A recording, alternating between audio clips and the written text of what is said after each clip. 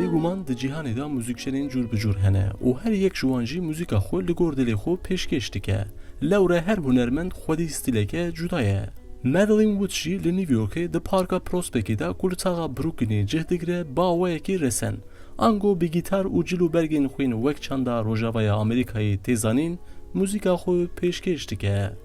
Well, I am a musician.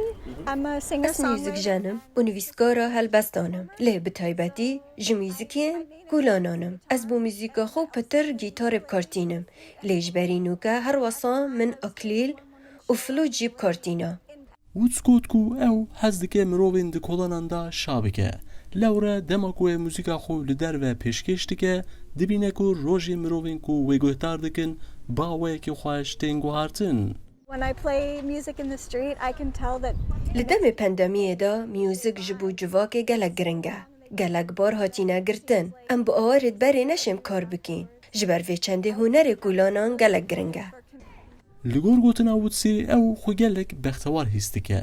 Lewre ew stranbêjiya xwe ji zarokatiya xwe vir ve ji her tiştê zêdetir hez dike.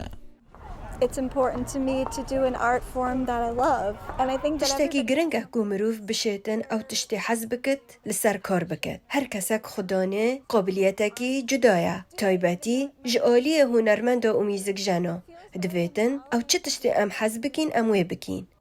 Ez xwe gelek bêhêz dibînim. Lewa ew karê ez dikim min xwe hilbijartiye. Ez dibêjim ev çende îlhamê dide jinê dî. Ji zarokîniya min û heta nûka ez wisa kar dikim.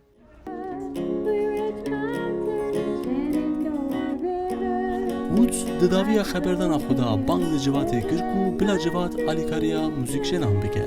Divê hûn ji bo şahiyên xwên taybet gazî muzîkşenan bikin û her wiha albûmên muzîkşenan jî bikirin. Sinan Xwîşdemîr, Dengê Amerîka, New York.